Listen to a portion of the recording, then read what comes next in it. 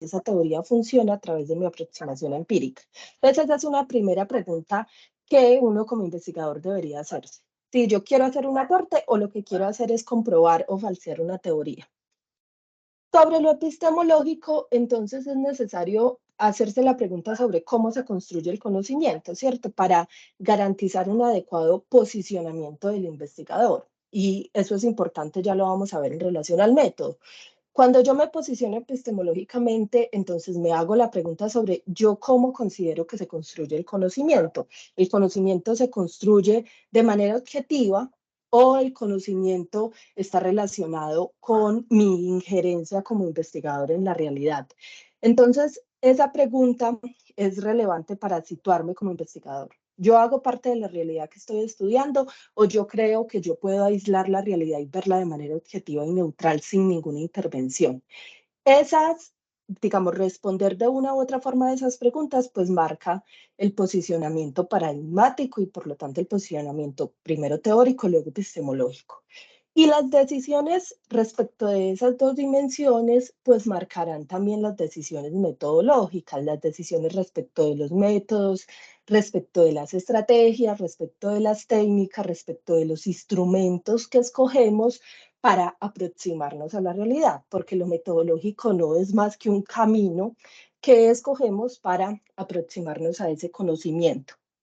Entonces, cuando observamos esas mismas dimensiones en términos de lo cualitativo, hay que entender que lo cualitativo no es un asunto solamente metodológico, no se plantea solamente en términos metodológicos, sino que lo cualitativo es una elección que deviene teórica también, porque tiene que estar en correspondencia con el lente teórico, ¿sí? Y con mis pretensiones teóricas, y lo cualitativo también hace parte de una comprensión respecto de cómo se construye el conocimiento, es la preocupación epistemológica, perdón.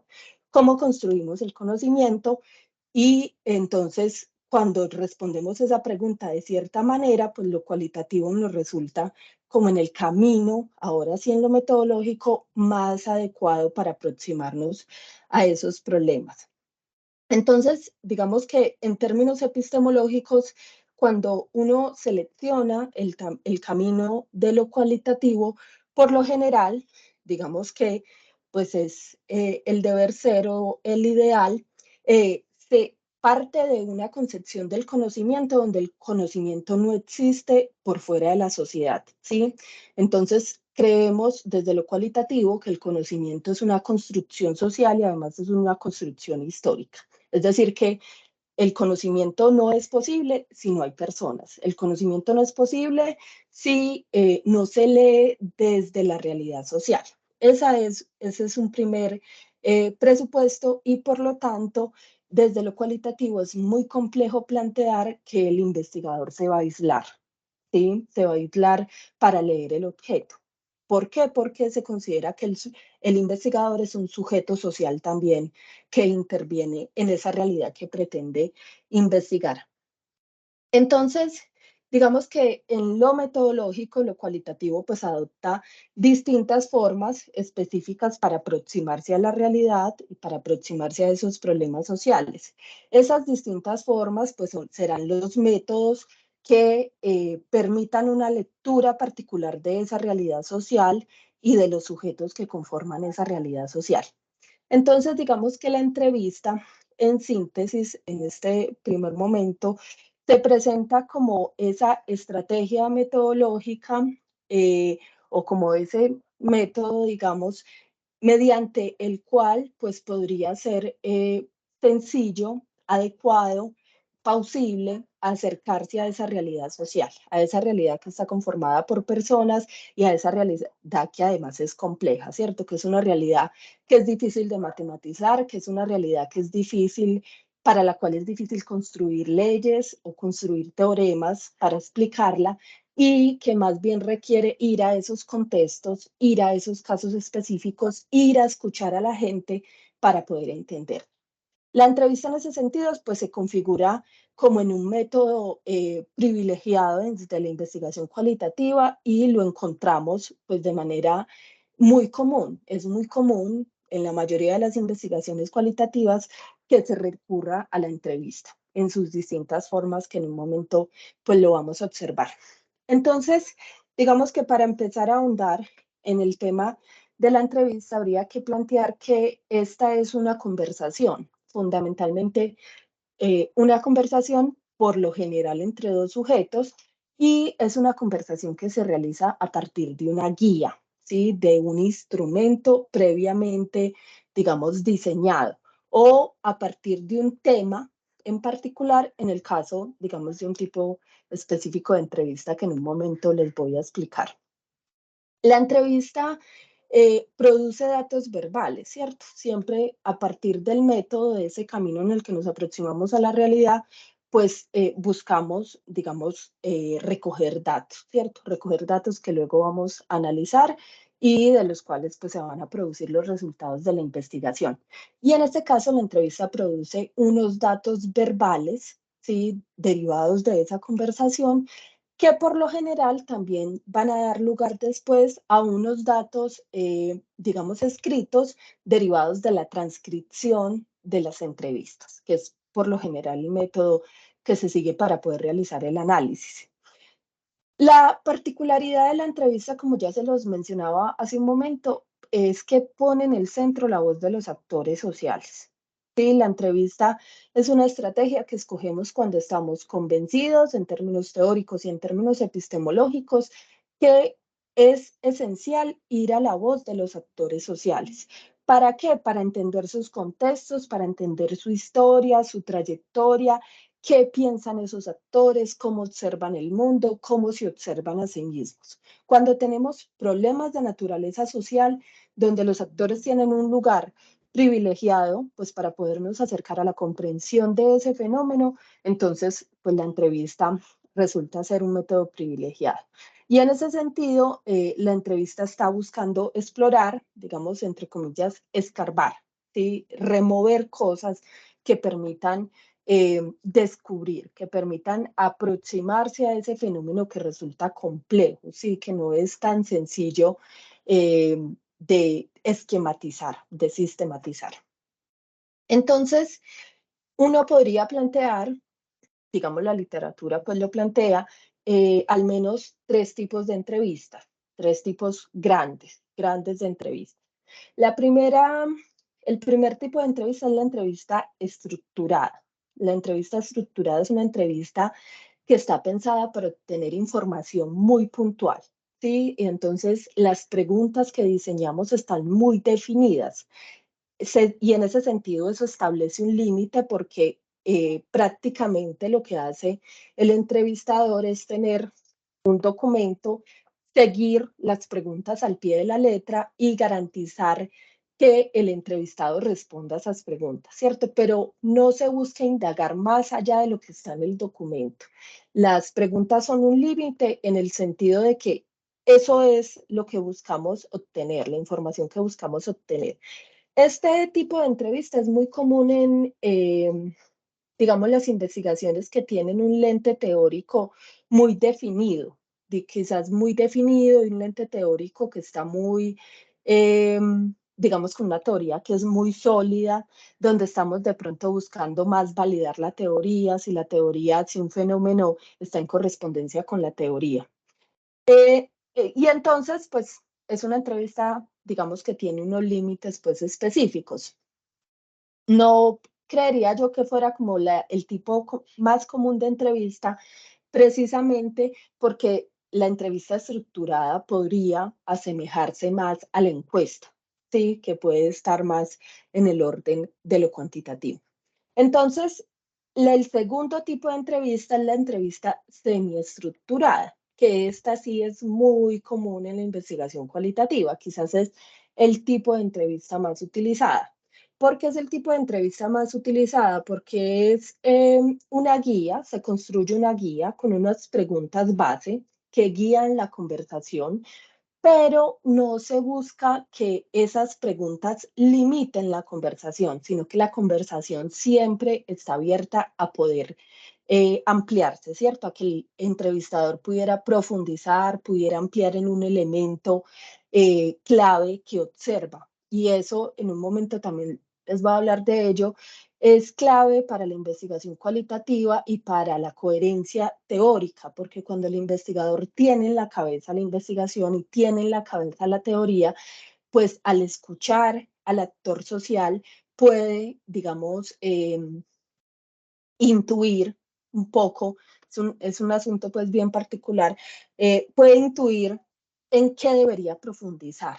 ¿Sí? Cuando el actor social te dice algo que es clave, entonces vos empezás a profundizar en eso, a hacerle otras preguntas que no están en esa guía, que posiblemente no estén en esa guía, pero que te proporcionan información valiosa y que pueden, digamos, dar lugar incluso pues a categorías emergentes y a información emergente que no se tenía pensado dentro de la teoría.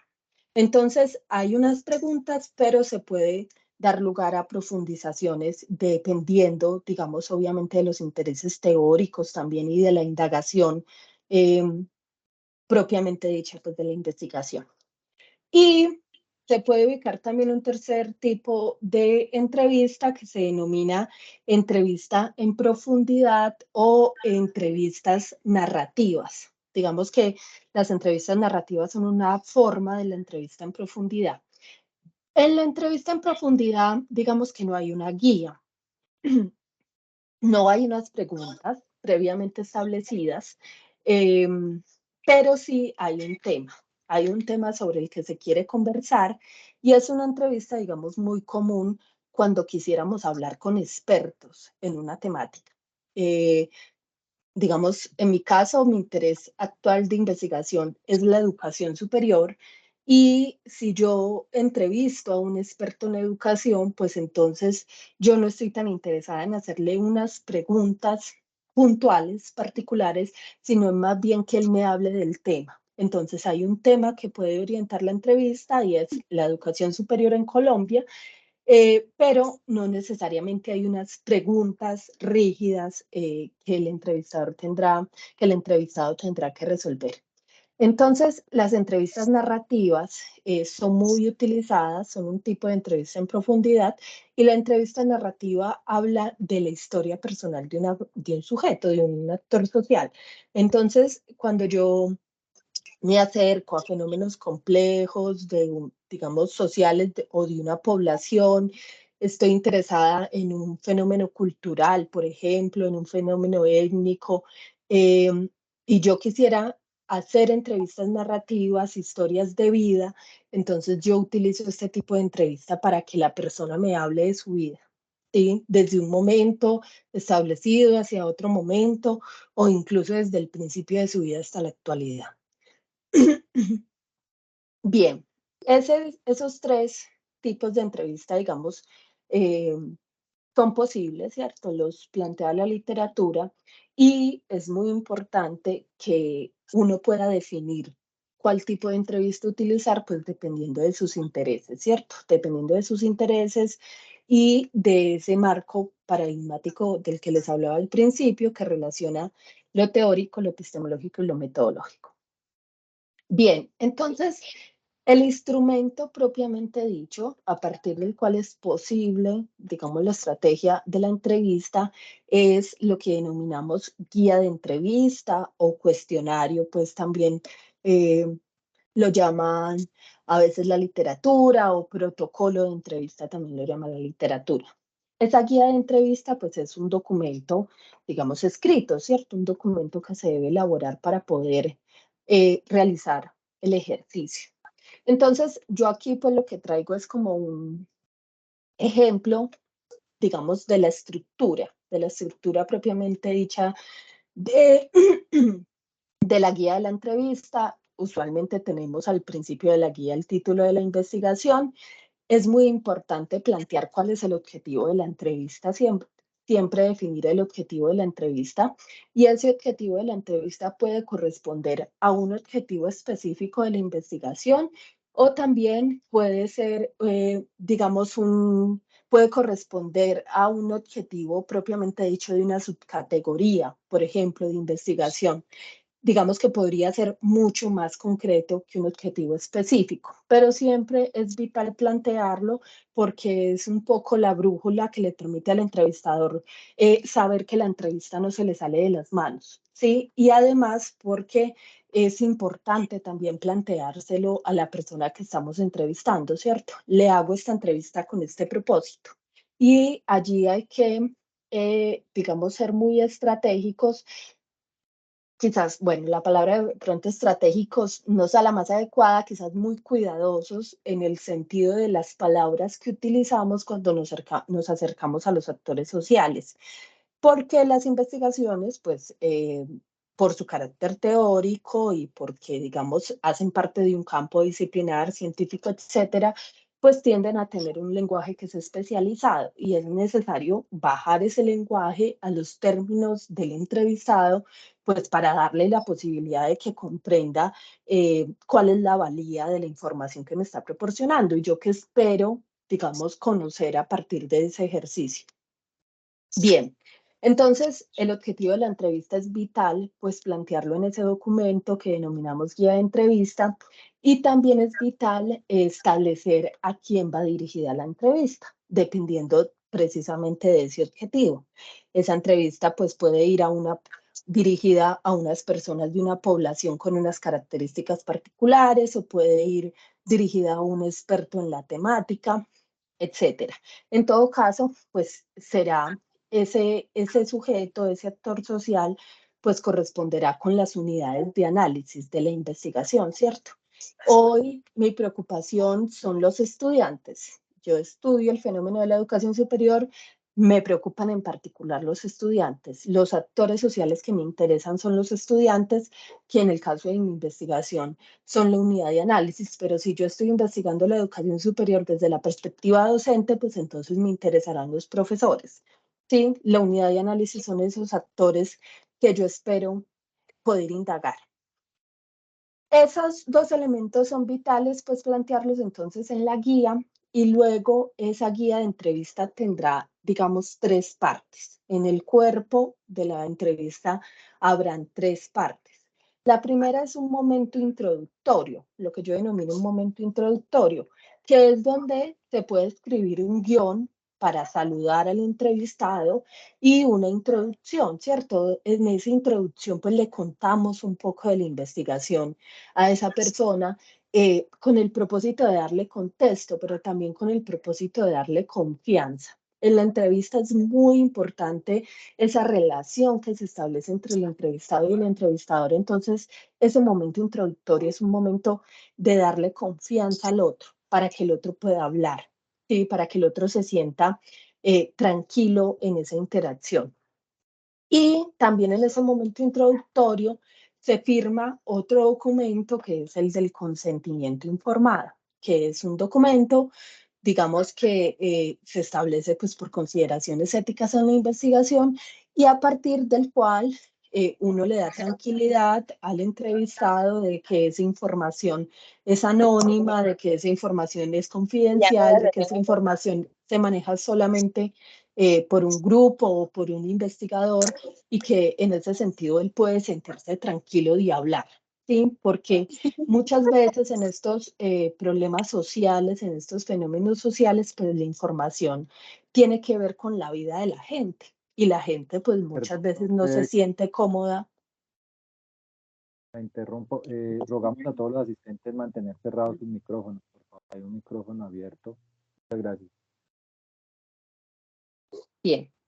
Entonces, ese momento es para generar confianza, para generar una relación tranquila que permita que la entrevista se lleve a cabo como en una relación lo menos tensa posible. Es lo que estamos buscando. El segundo momento, digamos, de esa guía de la entrevista en el cuerpo, pues son las preguntas, la entrevista propiamente dicha. Y las preguntas se diseñan de acuerdo con el tipo de entrevista que yo diseñé. No voy a tener las mismas preguntas en el caso de una entrevista estructurada, donde las preguntas son concretas, donde yo necesito una información puntual, que en una entrevista semiestructurada que busco unas preguntas más abiertas que me permitan profundizar en lo que me diga la gente, a, por supuesto, unas temáticas sobre las que voy a conversar con alguien. Entonces, esas preguntas se construyen a partir de ese tipo de entrevista y se construyen en relación con lo teórico. Por eso, digamos así, a la introducción y en un momento voy a ir a mostrarles cuál sería el ideal de construcción de esas preguntas. Y finalmente habría un momento de cierre, digamos, también donde se construye por lo general y sobre todo para los investigadores que están empezando, es muy importante pues tener esos guiones escritos para que la conversación sea más fluida y para que la entrevista, digamos, sea exitosa. Entonces yo puedo escribir un guión sobre los agradecimientos con el entrevistado por su tiempo, etcétera, y también para plantearle la posibilidad de un futuro encuentro. Siempre esto es muy importante, dejar abierta la puerta con el actor social para que si yo necesito volver, indagar, profundizar, puntualizar o realizarle otra entrevista, o digamos, porque lo considero necesario dentro de la investigación, pues que yo lo pueda hacer, ¿cierto? Que yo pueda terminar la entrevista en los mejores términos posibles y con la certeza, ojalá, de que si yo vuelvo a contactar a esa persona esté dispuesta a que yo lo vuelva a entrevistar. Eso es muy importante. Bien, eso es en términos de la estructura, pero entonces la pregunta es ahora, ¿cómo construyo yo, digamos, ese segundo momento de la conversación? ¿Cómo construir esas preguntas? Entonces, les decía que lo primero es determinar el tipo de entrevista, ¿sí? Eso es fundamental, pues, para saber el alcance y los límites de las preguntas.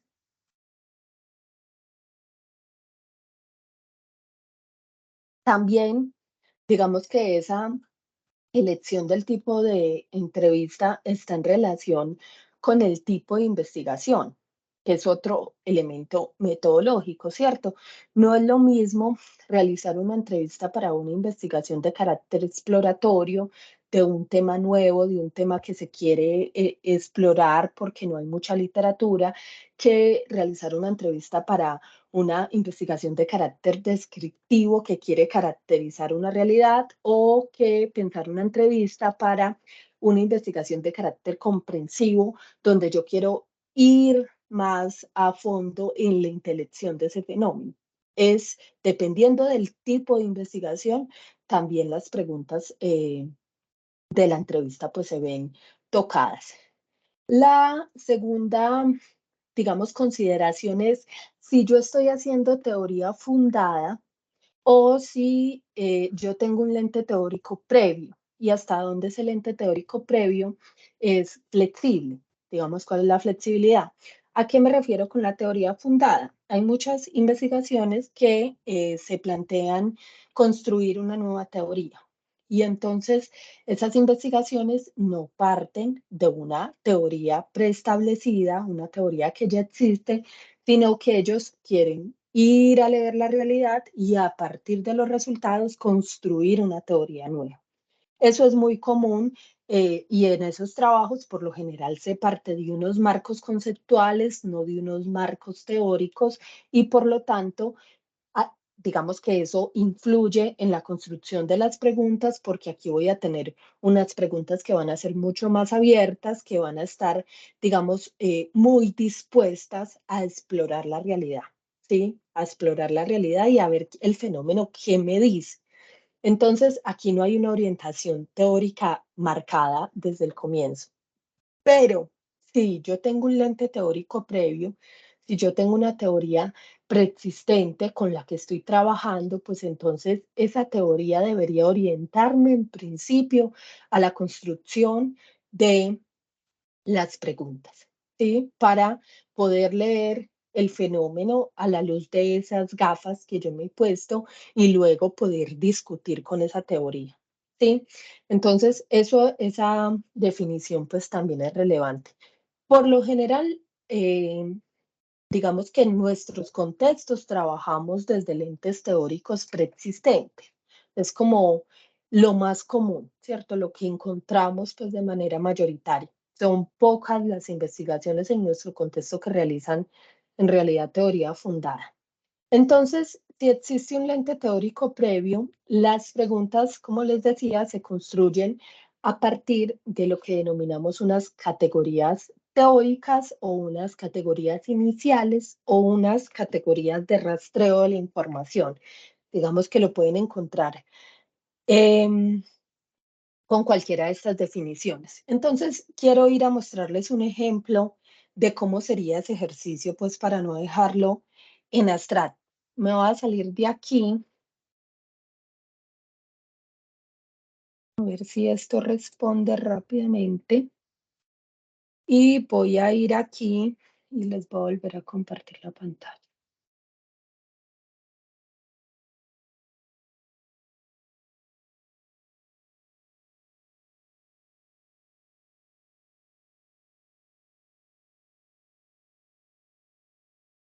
Ahí se ve la hoja de Excel. Se ve la hoja de Excel, tal Sí, vez muy señora. pequeña la letra, pero Muy se ve. pequeñito. Bueno, bueno, se los voy a mostrar así chiquito para que vean como todo la estructura y luego voy ampliando. Esto sería, digamos, una parte pues de esa guía de entrevista. Y lo que les estoy mostrando es como una primera versión, una versión pues de hace, no sé, quizás un año, de un piloto de una entrevista de mi investigación doctoral. Entonces, mi investigación doctoral se titula Procesos de subjetivación en la educación en administración, una lectura Foucaultiana de las prácticas de gobierno en los pregrados en administración de dos universidades en Medellín. Yo estoy interesada en esta investigación en cómo la educación en administración construye, digamos, la subjetividad de los estudiantes. ¿Sí? Y a subjetividad estoy haciendo referencia a cómo el estudiante se observa a sí mismo, cómo observa el mundo, cómo establece relaciones con los otros, de manera muy general. Entonces, en un primer momento, en este piloto, a mí me interesaba indagar sobre las transformaciones de la universidad, la educación universitaria y los programas de administración en los últimos 30 años. Era, digamos, un piloto exploratorio, de la etapa exploratoria en mi investigación. Ese era el objetivo y estaba dirigida a un experto en la temática de estudio, que en ese caso fue un profesor de administración. ¿Cuál es entonces o cómo, digamos, construí yo esa guía para realizar ese piloto de entrevista? Para realizar esa guía y en concreto para realizar las preguntas que orientaban, digamos, esa entrevista, entonces uno debe, en primer lugar, de partir de los objetivos de la investigación. Los objetivos de la investigación, y ahora sí lo voy a poner más grande, dan lugar a las categorías, digamos, de rastreo, a las categorías teóricas o a las categorías iniciales de la investigación. Y esas categorías, pues, dan lugar a unas subcategorías. Entonces, les voy a mostrar, pues, yo sé que esto puede ser, pues, en principio un poco complejo, pero quiero eh, mostrarles el ejemplo a ver si puede ser un poquito más inteligible. Entonces, el primer objetivo que yo tenía en ese momento era describir las condiciones que han posibilitado la configuración de la educación universitaria como una práctica de gobierno en la universidad. La categoría que corresponde con ese objetivo son las condiciones de posibilidad de la educación universitaria como una práctica de gobierno de la universidad. Si ustedes se fijan, entonces el objetivo y la categoría pues son muy similares, simplemente que la categoría ha eliminado el verbo.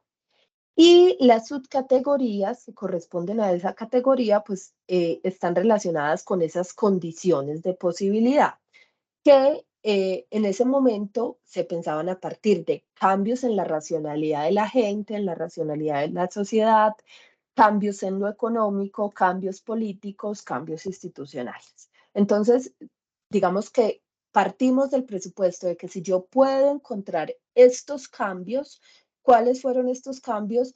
Yo puedo decir por qué esos cambios o cómo esos cambios o entender cómo esos cambios se constituyeron en una posibilidad, en una condición de posibilidad para que la educación universitaria pueda construir esos sujetos y esos estudiantes de administración. Entonces, las preguntas del piloto están en línea con esta categoría y están en línea con estas subcategorías. Lo que pasa es que el reto aquí es hacer que esas preguntas puedan bajarse a un lenguaje que me permita conversar con el otro más allá de mi lente teórico y más allá de la especialización del lenguaje que yo estoy usando, ¿cierto? Ese lenguaje que corresponde a una teoría, que corresponde a una disciplina específica. Entonces, para esta categoría, esas condiciones que han posibilitado, que pueden ser por cambios en la racionalidad, que pueden ser por cambios económicos, políticos o institucionales, yo diseñé estas preguntas en principio. Aquí, esto lo pensé pues un poco más resumido para podérselos traer a ustedes. Entonces, la primera pregunta era, ¿cuál es su opinión sobre la función social de la educación en la actualidad? ¿Sí? Y la segunda, desde su experiencia, ¿cuáles consideran que han sido los principales cambios que pueden haber transformado a la universidad como organización en los últimos 30 años? Entonces, cuando el entrevistado me habla de esas dos preguntas, yo puedo empezar a clasificar, a categorizar esa información alrededor de si esos son cambios económicos, si esos son cambios políticos, de qué tipo de cambios me está hablando. Pero estoy en últimas con las dos preguntas tratando de indagar por esos cambios que posibilitaron la configuración de la educación universitaria tal como la conocemos hoy. Y también, digamos que construye unas preguntas subyacentes, unas subpreguntas que puedan facilitar indagar, que puedan facilitar profundizar en elementos específicos. Entonces, si en esta pregunta 2, desde su experiencia, ¿cuáles considera que han sido los principales cambios? Pues no me da la suficiente información, yo puedo recurrir a las otras dos, y es cuándo se puede situar la transformación de la universidad para que él me empiece a dar datos históricos y qué efectos pueden haber tenido esos cambios en la educación universitaria, ¿sí? Un poco para indagar también sobre las consecuencias del cambio. Bueno, ese es un primer ejemplo. Muy rápidamente, la categoría son las relaciones de poder-gobierno de la educación universitaria. El objetivo era analizar las relaciones de poder-gobierno de la educación en administración en dos universidades. Digamos que las subcategorías vienen de la teoría, ¿sí? Yo en este caso estoy utilizando una teoría filosófica que viene de la filosofía, específicamente de los planteamientos sobre el poder que realiza un filósofo francés que es Michel Foucault. Entonces, estas subcategorías pues devienen de la teoría, yo no me las estoy inventando, son las subcategorías teóricas que me permiten leer, según Foucault, las relaciones de poder. Entonces, a la luz de esas subcategorías, yo bajo eso a un lenguaje que me permita conversar con el otro y diseño estas 4 preguntas. ¿Cuál es el papel de los administradores en la sociedad actual? ¿Sí? O en la realidad social. ¿Cuál es el papel de los programas de administración en la sociedad? ¿Cuáles son las prioridades de los programas de administración en términos de la formación de los estudiantes de su institución? ¿Cuál es el papel de las formas de enseñanza o de las orientaciones pedagógicas en la formación? Y esa información, pues yo en el momento del análisis voy a intentar leerla a la luz de la categoría y de la subcategoría. ¿Sí? Entonces, digamos que en mi caso, donde yo parto de un lente teórico que ya está establecido, que ya existe, pues lo que yo estoy pensando es cómo ese lente teórico pues tiene un impacto, por supuesto, dentro de los objetivos de mi investigación y eso en concordancia tiene un impacto sobre las categorías, digamos, previas, las categorías iniciales que plantea una investigación inicialmente y a la luz de esas categorías es que yo puedo construir las preguntas que voy, digamos, a utilizar en ese ejercicio de la entrevista. Entonces, esas preguntas aquí pues tienen una orientación teórica, ¿cierto? Lo que no quiere decir que no puedan emerger otras preguntas en el momento, porque esta es una guía que está pensada de manera semiestructurada y además porque hay que estar siempre en la investigación cualitativa muy alertas a la información que emerge en el campo, ¿sí? A la información nueva, a eso con lo que uno no esperaba encontrarse, que no estaba dentro de los presupuestos. Entonces, esa información nueva va a dar lugar en el momento en que la investigación pues realice todo el trabajo de campo, puede dar lugar a unas categorías emergentes nuevas, a unas nuevas categorías adicionales a las que la literatura ya me había indicado. ¿Sí? Eso es por lo general lo que sucede en la investigación cualitativa y además lo que permite pues precisamente realizar un aporte a la teoría o discutir con esa teoría que ya estaba establecida. Bueno, eso lo voy a dejar allí para que, digamos, me dé tiempo de abordar dos elementos adicionales pues, de los que les quiero hablar. Entonces voy a dejar de compartir acá.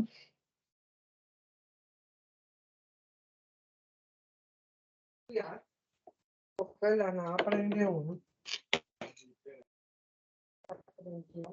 Bueno, y vuelvo entonces a la presentación.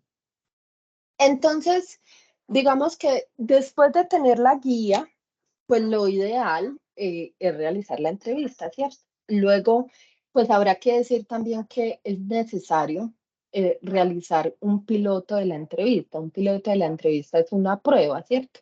Probar que ese instrumento que yo construí, esa guía, ese documento funciona, que ese documento es coherente, que ese documento es entendible. Para eso, pues yo debo hacer una prueba, ojalá con una persona, digamos, que entienda la investigación que estoy realizando o con una persona de un perfil similar a la persona que voy a entrevistar para hacer la prueba. Hacer la prueba es hacerle la entrevista a esa persona y que esa persona me pueda decir qué debo mejorar, si eso es coherente, si eso se entiende, etcétera. Entonces, aquí, digamos, quiero como darles unas claves de qué se debería tener en cuenta durante la entrevista. Esto, pues, digamos, está muy abordado en la literatura. Se hace como mucha insistencia en ello porque la investigación cualitativa requiere como cierto instinto, requiere una manera específica de observar la realidad y de relacionarse con ese fenómeno, pero siempre es necesario reiterarlo, ¿cierto? Digamos que un entrevistador no se hace de la nada, requiere una experiencia y requiere una preparación. Preparar la entrevista es necesario. Entonces, aquí como algunos elementos que se deben tener en cuenta en esos momentos de la entrevista. En la introducción, en la parte introductoria de la entrevista, ya les decía yo, hay que indicarle el objetivo al otro para que el otro tenga un panorama.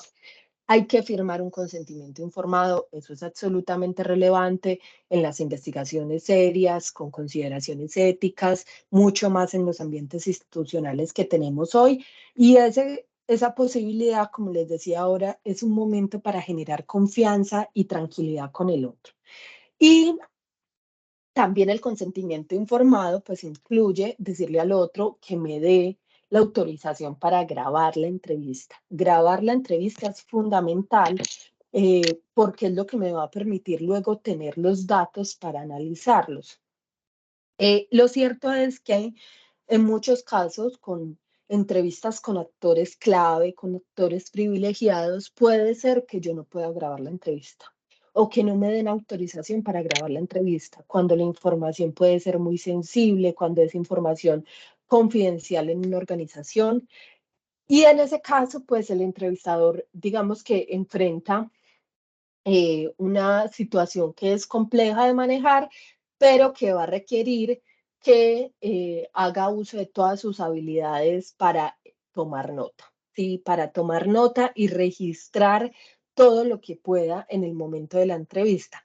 Pero en ese caso también va a requerir que cuando acabe la entrevista, el entrevistador inmediatamente pueda sentarse en su diario de campo, en su libreta, en su agenda, a escribir todo lo que más recuerde, porque la memoria pues es un atributo que es difícil de conservar, ¿cierto? Entonces, si uno no tiene muy buena memoria, eso hay que hacerlo inmediatamente para poder tener la información. De lo contrario, pues vas a perder la información de la entrevista. Eso es en un primer momento, ¿cierto? Y también, digamos que lo más recomendable cuando tenemos autorización para grabar es hacerlo en 2 dispositivos, ¿sí? Hacerlo en el teléfono, hacerlo en una grabadora periodística, hacerlo en 2 teléfonos, cualquier cosa, pero ojalá garantizar que luego no vaya a perder la información, porque eso sucede. A mí me ha pasado que hago una entrevista, la grabo y luego desaparece. Y es pues muy difícil porque además es una información que es difícil acceder, ¿cierto? Muchas veces es muy difícil acceder a los entrevistados. Bien, eso sobre el momento introductorio. Luego, en la conversación, yo les decía que el entrevistador debe tener la investigación en la cabeza, mucho más cuando hacemos entrevistas semiestructuradas. ¿Por qué? Porque si el investigador no tiene la investigación en la cabeza, el lente teórico, los propósitos, lo que espera obtener, pues entonces va a perder la posibilidad de tener información valiosa de ese actor social. ¿Sí? No va a poder indagar, no va a tener los elementos para profundizar. Por eso la entrevista se tiene que preparar. Por eso quien realiza la entrevista tiene que tener toda la capacidad y todo el conocimiento sobre la investigación.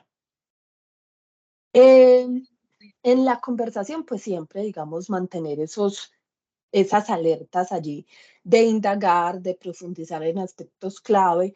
Ahí es muy importante volver a preguntar.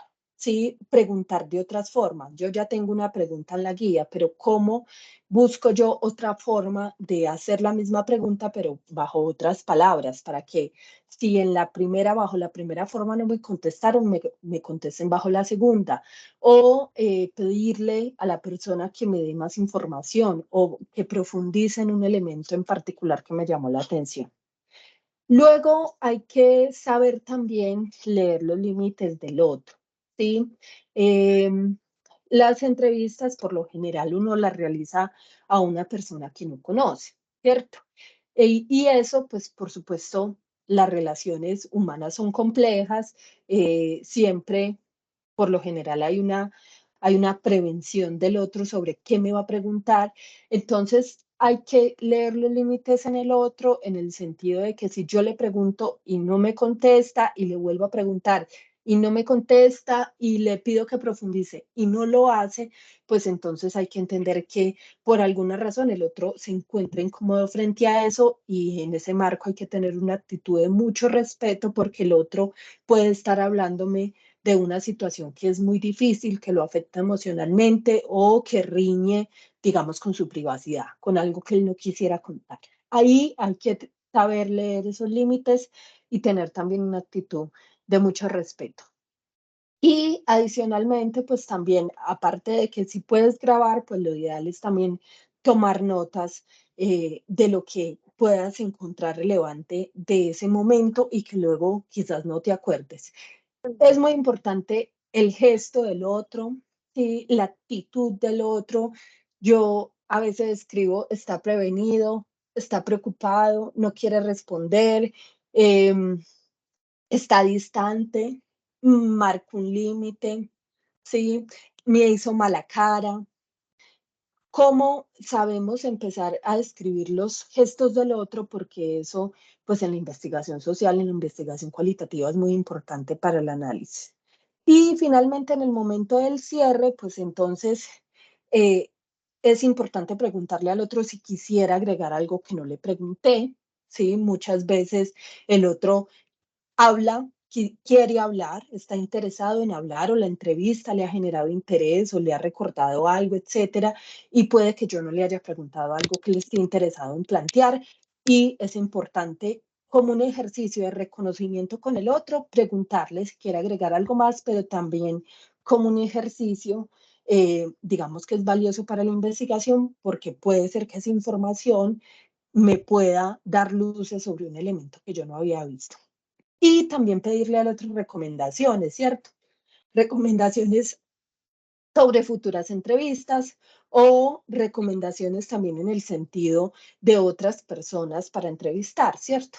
que, digamos, es muy común en este tipo de estrategias metodológicas donde el acceso a las personas es difícil. Entonces yo le pido a un entrevistado que por favor me recomiende a alguien más que pueda entrevistar o que esté dispuesto a darme una entrevista. Y también es importante, como les decía al principio, mantener el contacto para validaciones o para entrevistas futuras. Preguntarle, te puedo contactar en el futuro, te puedo contactar si tengo alguna duda, si tengo alguna pregunta, estarías dispuesto a que te vuelva a entrevistar. Eso es relevante en el cierre.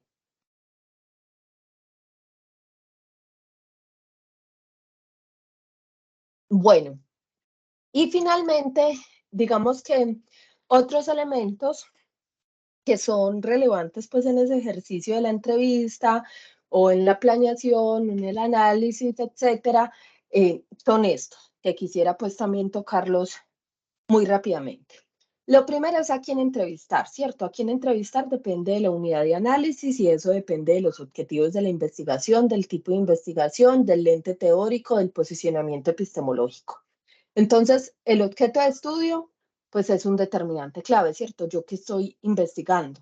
¿Cuáles son las características de los actores sociales que requiero entrevistar? Su clase social, su edad, su profesión, que pertenecen a una comunidad en particular, que viven en tal barrio, que hacen parte de tal organización. ¿Cuáles son las características de esos actores? Pues me permite, digamos, asociarlos al marco de la investigación y determinar si son esos actores o otros. Un elemento clave es el acceso, ¿cierto? Yo no puedo plantear una investigación, una unidad de análisis, en este caso un actor social al que no puedo acceder, ¿sí? Eh, Pasa mucho en las investigaciones que hacemos en las organizaciones que es muy difícil acceder a entrevistas con, digamos, con empleados de rangos superiores o entrevistas con la dirección, ¿sí? Es muy difícil acceder a ese tipo de entrevistas, entonces eso hay que manejarlo con cuidado, ¿cierto? ¿Hasta dónde tenemos el acceso? Debería ser una pregunta que nos hagamos cuando estamos planteando una investigación y a quién entrevistar. Y obviamente esa idea de a quién entrevistar, esa decisión depende de una intencionalidad, de que el actor social cumpla con unas características, de que esté en el marco de la investigación. También depende de estrategias, digamos, de acceso a los entrevistados, como la bola de nieve. Cuando yo le digo al otro, a una persona que ya entrevisté, ¿me puedes recomendar a otro? Y ese otro me dice, yo le pregunto, ¿me puedes recomendar a otro? Ese me lleva a otro y ese me lleva a otro. A eso se le denomina bola de nieve. Y la otra estrategia que son los porteros. Los porteros son esos actores clave que yo tengo, a los cuales yo tengo acceso porque son cercanos, porque están dispuestos a colaborar y esos porteros me abren las puertas para llegar a otros entrevistados posibles. El segundo elemento o la pregunta también que queda es cuántas personas entrevistar. ¿Cuántas personas entrevistar? A eso se le denomina saturación. La saturación hace referencia a que encontramos, a que hacemos entrevistas y llegamos a un momento en que las personas me están hablando de lo mismo. ¿Sí? En que las personas describen el fenómeno de la misma manera. Cuando eso empieza a ser muy repetitivo, a eso se le denomina saturación. Empezamos a encontrar regularidades en las respuestas, empezamos a encontrar repetición. Ahí se debe parar. ¿Sí? En consideración, digamos, de los elementos pues, de alcance, de los elementos de los objetivos de la investigación, pero cuando se encuentra saturación, pues se decide parar. Un elemento adicional es el lugar de la entrevista. El lugar de la entrevista no debe ser menospreciado. Hay que escoger un buen lugar para realizar la entrevista.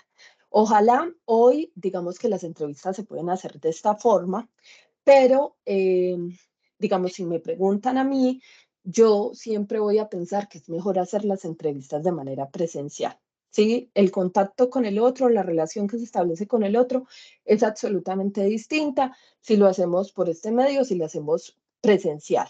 Si yo estoy haciendo una entrevista en profundidad, pues lo más adecuado es hacerla de manera presencial, no hacerla de manera virtual. Yo estoy buscando generar una relación de confianza con el otro para que me cuente una historia, para que me hable de un tema de manera amplia. Entonces, esta vía puede no ser la más adecuada. Quizás si yo tengo una entrevista estructurada, puede que funcione mejor. Pero si yo hago una entrevista presencial, hay que saber escoger el lugar. No puede ser un lugar con demasiado ruido para que facilite el tema de la grabación y luego la transcripción, pero tampoco debería ser un lugar que incomode a quien estoy entrevistando.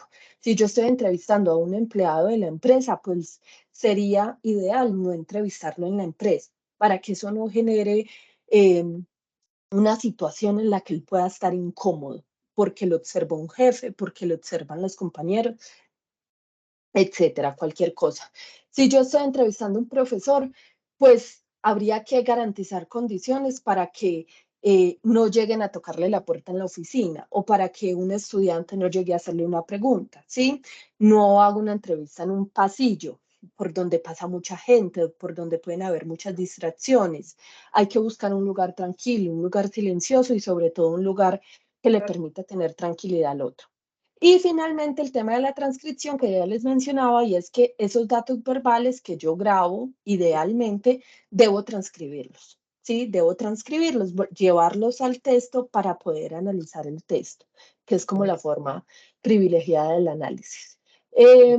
La transcripción siempre es un proceso complejo. Hoy la inteligencia artificial tiene algunos elementos, digamos, que facilitan, pero es un asunto que se debería tener en cuenta. Y también porque requiere, digamos, mucha capacidad logística de la investigación cuando hacemos muchas entrevistas. Entonces debe considerarse también cuando se decide optar por este tipo de estrategia metodológica.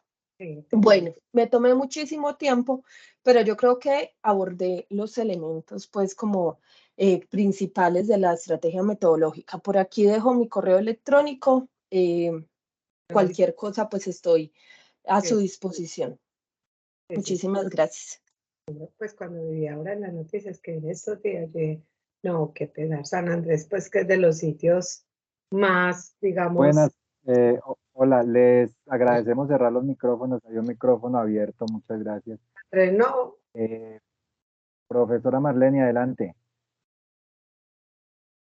Buenas noches, profe Cristina, muchas gracias por su presentación, sobre todo por compartir, digamos, desde su propia experiencia investigativa, esa matriz de información que creo que es muy útil, digamos, ese instrumento que usted diseñó para poder construir sus preguntas, ¿cierto? Que apuntaran a esas categorías.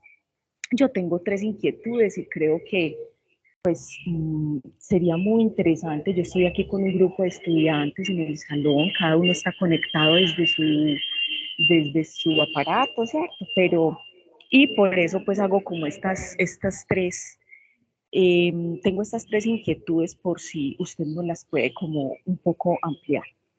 Bueno, usted nos habla del consentimiento informado, ¿cierto? Yo creo que eso es un elemento fundamental. Digamos que, ¿qué elementos en concreto debe incluir ese consentimiento informado? Porque, digamos, usted lo tocó de una manera general, ¿cierto? Es decir, aparte de la solicitud del permiso para grabar, ¿qué otros elementos de la parte escritural, ¿cierto? Es decir, cuando yo le solicito a esa persona que firme o yo de alguna manera, pues, realizo alguna, pues, para tener la evidencia de ese consentimiento informado. Listo. Hay otra inquietud que tiene que ver con la forma en que se sistematizan esos datos. Perdón, ¿existe alguna herramienta? Digamos, aparte de Atlas TIC, ¿cierto? Que exista otra herramienta donde yo pueda sistematizar la información de esas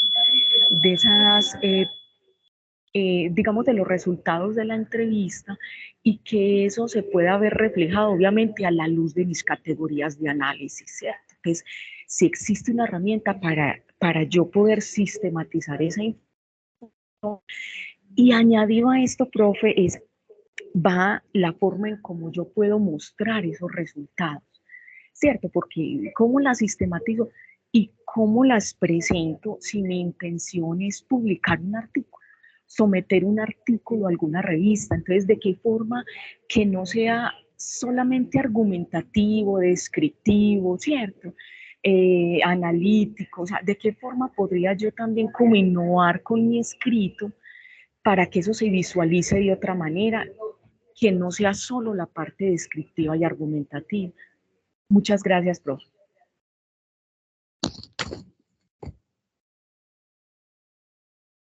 Bien, profe Marlene, muchísimas gracias por las preguntas. Bueno, entonces el consentimiento informado. El consentimiento informado, digamos que si uno busca formatos, pues puede encontrar muchos. Si me escriben, yo les puedo compartir un formato, pero siempre hay que tener en cuenta como cuál es el marco en el que yo estoy realizando la investigación. Si yo estoy en un marco institucional, en una investigación que es financiada por la universidad, entonces yo tengo que tener en cuenta que la universidad por lo general tiene un comité de ética. Y ese comité de ética va a tener unos requisitos, unas exigencias de ese consentimiento informado. O incluso en muchas oportunidades va a tener un formato, me va a proporcionar un formato.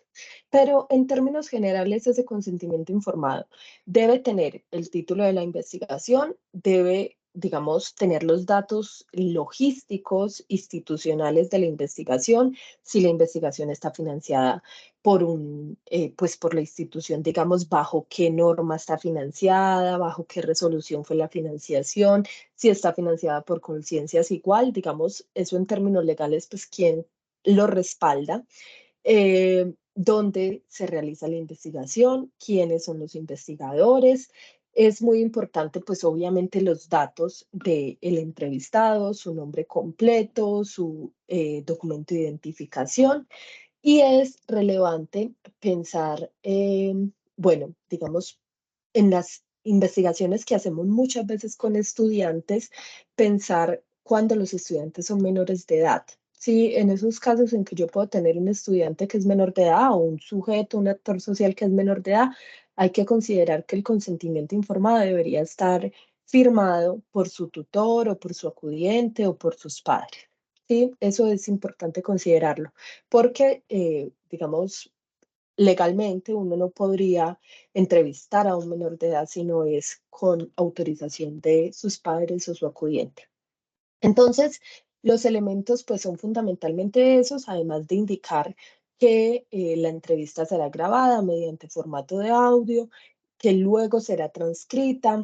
Hay que especificar si los datos serán anónimos o no y si los datos son confidenciales o no. Por lo general, ambas cosas se cumplen para garantizar el acceso, para garantizar que las personas estén dispuestas a participar. Entonces, yo por lo general no revelo el nombre de las personas ni revelo ninguna información con la cual se puede identificar. Eso debería ir en ese texto.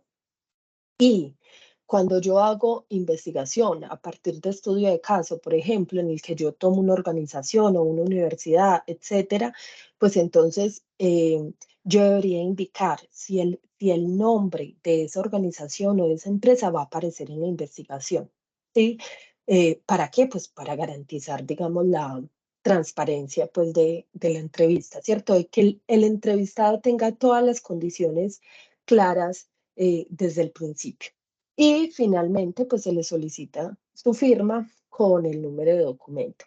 Es un documento en realidad bastante simple, bastante sencillo, que, insisto, si me escriben, yo puedo compartirles un formato. Bien, sobre la segunda pregunta alrededor de la sistematización de los datos. Bueno, digamos que el instrumento, el medio, sí, la herramienta como más utilizada es Atlas Data. Sí, es como lo más utilizado. Sin embargo, pues sabemos que hay limitaciones en investigaciones pues, de los estudiantes. Pueden existir limitaciones para una herramienta como esa. Yo estoy, digamos, enterada que hay una herramienta que se llama En Vivo. Les voy a dejar el nombre aquí en el chat, que hasta cierto punto creo que tiene una licencia que es gratuita y con la cual se puede procesar información de manera similar a Atlas TI. Yo la verdad no la he explorado nunca para análisis de datos verbales, ¿cierto? Para transcripción de la entrevista. La he explorado para revisiones de literatura, pero digamos de otra forma. Entonces, no sé muy bien cómo funciona en este caso, pero sé que hace algunos análisis, me imagino pues que serán limitados. Y la otra herramienta pues que está a disposición como de todo el mundo es Excel, ¿cierto? Yo les puedo compartir, voy a compartir aquí la pantalla un momentico. Acá. En esta misma matriz que les mostraba ahorita de construcción de las preguntas, yo tengo una matriz de análisis que hice para este piloto precisamente. Entonces, esa estrategia de análisis es pues una estrategia muy artesanal, pero es una estrategia que funciona si yo no tengo acceso a una herramienta como esta o si las entrevistas son pocas, si es una información manejable. Entonces, esta matriz de análisis es un momento posterior a una clasificación que yo hago en el documento transcrito. Supongamos, yo hago una entrevista de media hora, la transcribo en Word y eso son 10 páginas. Yo lo que agarro son esas 10 páginas y voy a empezar a clasificar cada oración, cada línea que transcribí por colores, ¿sí? Y los colores deberán corresponder con las categorías que yo tenía. Entonces, miren, por ejemplo, aquí, el amarillo eran condiciones de posibilidad, que era mi primera categoría. Bueno, aquí habían dos objetivos con condiciones de posibilidad. Yo omití uno en la parte inicial que les mostré, pero era la primera categoría amarillo, la segunda verde, la tercera azul y la última gris. Entonces, en ese documento yo empiezo a leer línea por línea y a clasificar con colores de acuerdo, pues, por supuesto, de lo que significa cada categoría para mí. ¿Sí? Un poco asignándole cada línea de la entrevista a una de las categorías. Cuando yo tengo eso en el Word, entonces lo que yo hago es venir y empezar a seleccionar todo lo amarillo, todo lo verde, todo lo azul. Y vuelvo a hacer una segunda clasificación, pero ahora no por las categorías, sino por las subcategorías. ¿Sí? Y entonces empiezo a leer todas las líneas amarillas y me empiezo a traer en cada subcategoría lo que corresponde. Voy a encontrar unas con más información y otras con menos información. Aquí lo que estoy haciendo es copiar y pegar lo que se denominan verbatims, ¿sí? Que son fragmentos de esa entrevista que corresponden con cada subcategoría. Eso para cada una. Y añado una columna de interpretación, ¿sí? Y realizo una interpretación de esa información en línea con cada una de las categorías, que esa interpretación pues me va a ser de utilidad en el momento de la construcción de los resultados. Y entonces ahí voy a los resultados. Los resultados, pues hay distintas formas de presentarlos, sea en una monografía o en un artículo de investigación, etcétera.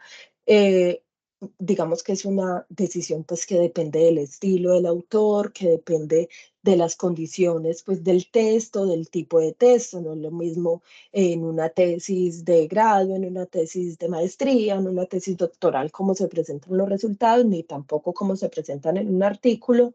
Pero yo siento que si estamos pues aproximándonos al ejercicio de la investigación, pues lo primero que hay que hacer es presentar los resultados según cada una de las categorías. Por lo general encontramos que los artículos en el apartado de resultados están divididos por cada una de las categorías y lo que voy a hacer es relacionar mi interpretación con fragmentos textuales de esa entrevista. Eso, digamos, hay que acompañarlo o hay no, dependiendo pues del interés y del tipo de investigación, se puede acompañar de tablas, ¿sí? De tablas que resuman la información, los principales hallazgos. También se puede acompañar, obviamente, de los mapas categoriales, ¿cierto? Yo puedo yo debería presentar un mapa categorial que me permita observar las categorías y las subcategorías, tanto las iniciales como las emergentes. Después de que analice la información, se deberían construir unos mapitas con esa información y ojalá asociar a esas categorías y subcategorías, digamos, líneas de análisis gruesas que permitieran un poco como sistematizar o digamos, reducir la información, presentarla de manera más sintética.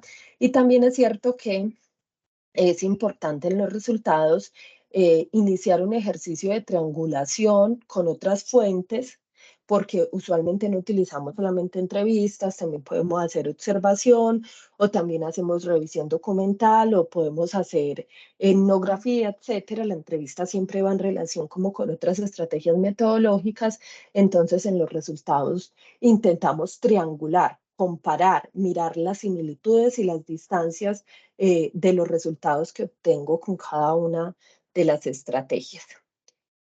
Más o menos, digamos así, muy rápidamente, eso sería, profe Marlene, lo que podría contestar. No sé si fui clara. Sí, sí, profe, muchas gracias. No, a usted, profe, por las preguntas. No sé si hay alguna otra inquietud.